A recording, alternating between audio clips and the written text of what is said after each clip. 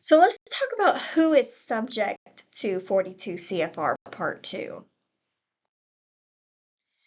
There's often a lot of confusion about who and what CFR 40 or CFR Part 2 actually applies to. So, for example, is a physical health provider subject to Part 2 if they provide medication-assisted treatment? What kind of information is protected when a person has co-occurring disorders or receives mental health and substance use disorder services at the same facility? How is this information protected after it's shared with a payer or a contractor or other provider? This portion of the training answers the question, who exactly is subject to 42 CFR Part 2?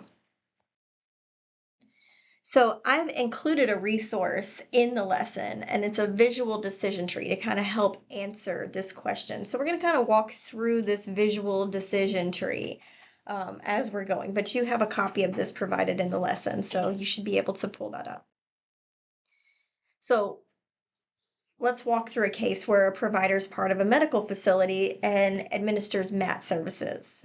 In this instance, the provider does receive some federal funding, and they are part of a general medical facility. So let's assume the general medical facility does not have an SUD treatment program. The provider does perform MAT services.